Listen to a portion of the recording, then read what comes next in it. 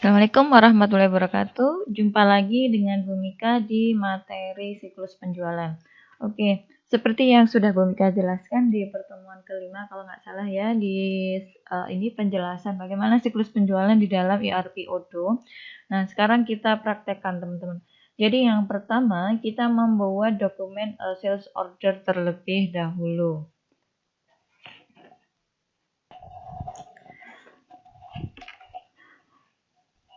Nah, untuk dokumen sales order ini dia nggak langsung dokumennya namanya sales order ya, tapi diawali dengan dokumen yang namanya quotation. Sama kayak kalian di siklus pembelian itu kan ada RFQ, request for quotation. Nah, ini di siklus penjualan namanya juga dokumen draft awalnya itu adalah quotation, gitu ya. Nah, quotation itu apa sih? Saya flashback. Jadi, quotation itu adalah dokumen penjualan yang belum dikonfirmasi oleh customer. Oke, langsung saja kita mulai. Kita masuk menu sales teman-teman di Odoo. Kemudian ini muncul quotation. Nah, selanjutnya kita create teman-teman. Nah, kita masukkan nama customernya. Nama customernya siapa? Nah, misalkan di sini nama customernya Maya Estianti ya. Kemudian masa berlaku quotation, jangan lupa expiration date-nya ini diklik teman-teman, karena kemarin kita produksinya itu di akhir Juni ya, jadi diasumsikan ini Maya belinya di awal Juli.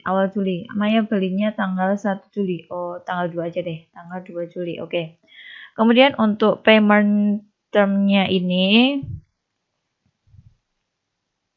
kita pilih immediate payment, kemudian add a product, barang yang akan dijual ya teman-teman.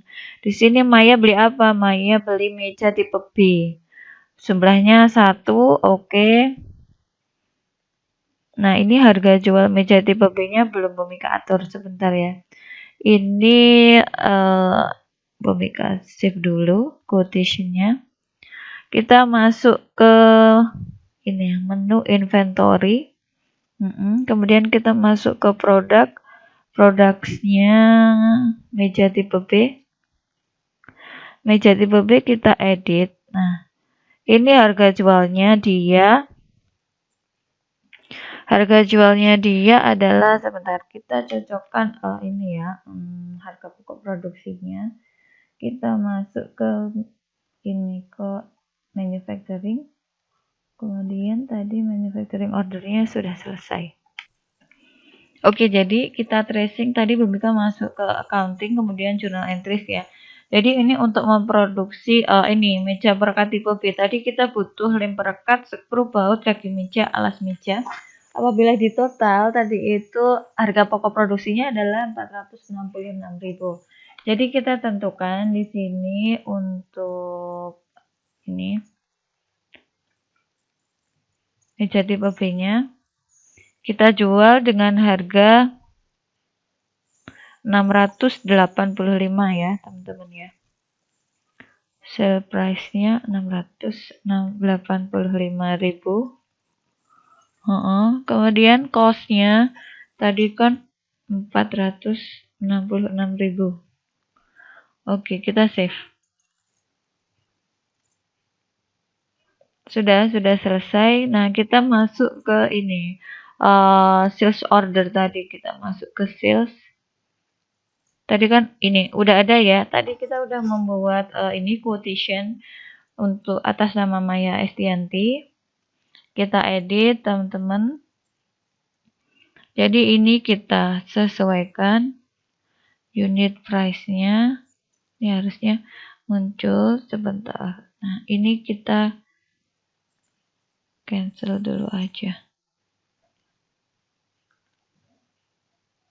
Nah, kita create lagi. Kita create quotation atas nama Maya Estianti. Expiration date-nya 2 Juli. Oke, payment term-nya immediate payment. Add a product-nya, misalkan di sini meja tipe B. Quantity-nya 1. Nah, ini langsung muncul unit price-nya karena tadi sudah Bhumika update ya harga jual dan harga pokok produksinya di inventory. Maka otomatis unit price-nya keluar 685.000 harganya untuk meja tipe B. Kemudian jangan lupa teman-teman cocokkan ini udah termasuk pajak 10%, PPN 10% apa belum. Kalau sudah benar, nah ini misalkan menu optional produk apabila seandainya di sini meja TPP tidak ada gitu ya stoknya. Tapi kita tidak usah menggunakan itu. Nah, kalau udah sesuai silakan teman-teman klik save. Oke, nah setelah di sini quotation-nya sudah terisi, maka silahkan teman-teman cek, oke, order barangnya di B, harganya sekian, sudah betul, ditambah dengan pajak sudah betul. Nah, silahkan kalian kirimkan send by email kepada customer Maya Estianti. Nah, ini adalah quotation emailnya kepada customer. Kita klik send.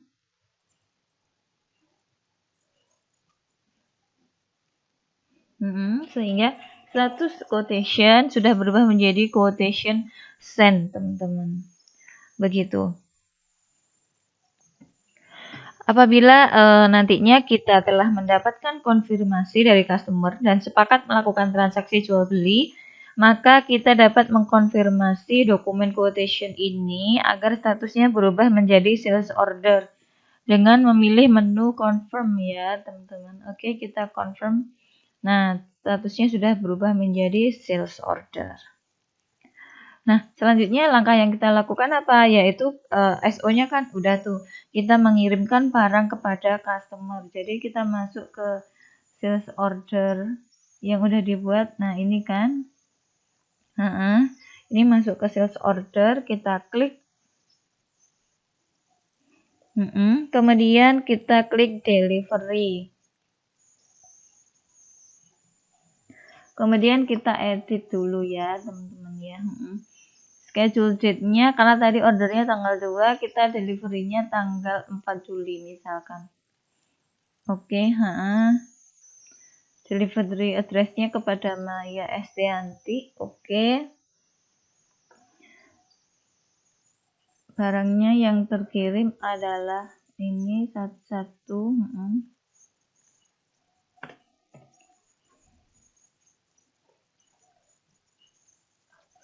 Kita save ya, teman-teman. Oke. Kemudian kita klik validasi bahwa barang tersebut sudah dikirim kepada customer.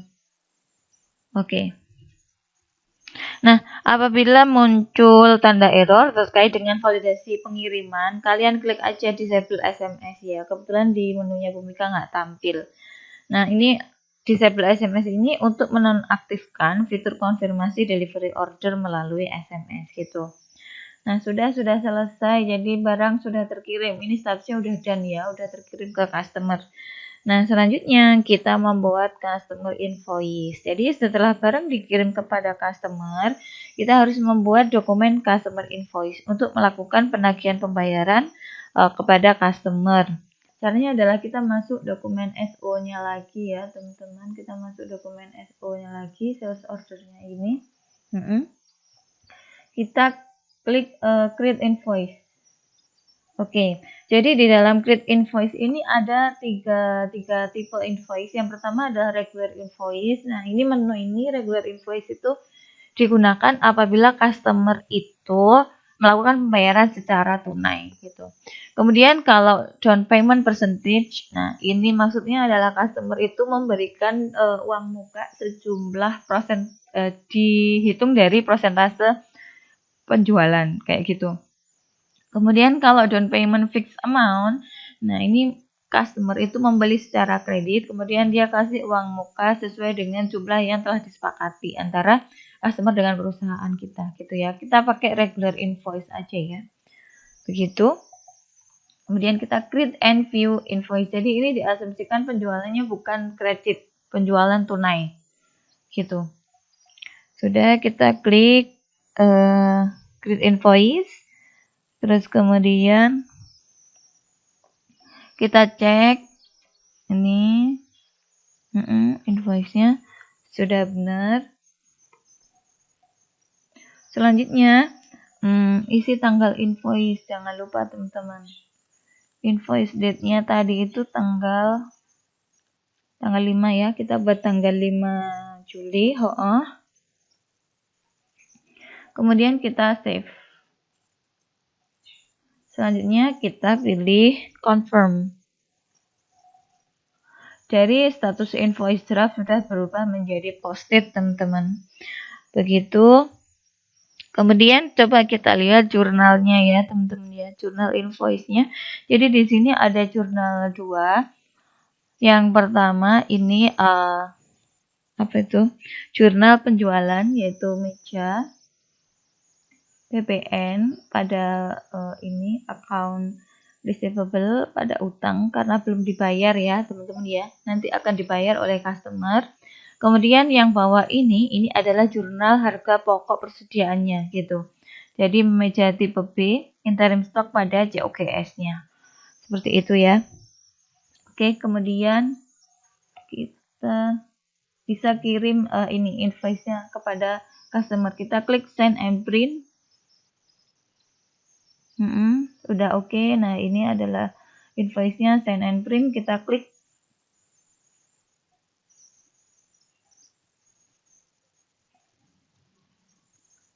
Nah, coba kita lihat dokumen invoice yang terkirim kepada customer. Nah, seperti ini ya bentuknya ya. Jadi, kita dimudahkan oleh Odoo ini. Gitu. Nah, kemudian selanjutnya setelah invoice itu dikirim kepada customer, barang juga sudah diterima ke customer, maka kita akan menerima pembayaran dari customer. Caranya adalah kita masuk lagi ke sales order tadi itu gitu. Kemudian kita masuk menu invoice, teman-teman. Nah, kemudian kita klik register payment. Nah, kira-kira ini diterima di rekening bank atau diterima secara cash. Kita pilih bank aja ya. Gitu. Kemudian ini jumlahnya sudah sesuai, sudah termasuk PPN yang dibayar.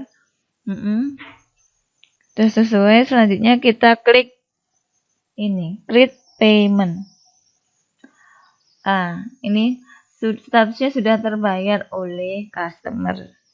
Nah, selanjutnya karena ini ada penambahan pemasukan uang di rekening bank perusahaan, kita harus melakukan rekonsiliasi. Jangan lupa ya. Ini di menu accounting. Kita lihat banknya. Nah, banknya ini kan masih ada outstanding payment. Maka kita lakukan rekonsiliasi ya, teman-teman ya. Kita klik statement. Nah, ini statusnya misalkan pembayaran, namanya pembayaran customer.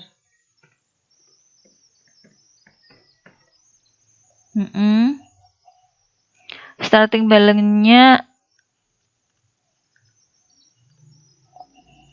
kita tulis pembayaran customer, partnernya Maya Estianti. Jumlah yang harus dibayar tadi adalah 600 berapa ya tadi ya? Bentar, Bumika back dulu ya. Tadi lupa SO-nya. Kita cek dulu ini menu sales order. Di menu sales ordernya itu ini 753.500. Ini kepada Maya Estianti. Kita kembali ya ke menu accounting. Menu accounting di menu bank. Kita masuk ke statement.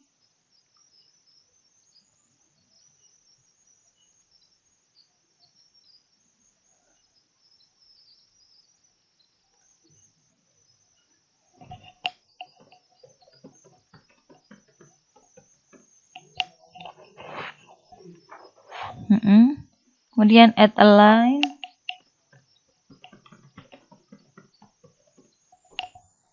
Partnernya adalah Maya Estianti. Jumlah yang diterima adalah 753.500. Sehingga ending balance-nya ini teman-teman samakan dengan computed balance ya, jangan lupa. Sehingga jumlah uang di bank itu sudah bertambah menjadi 4.708.500. Oke. Kalau udah selesai, klik save.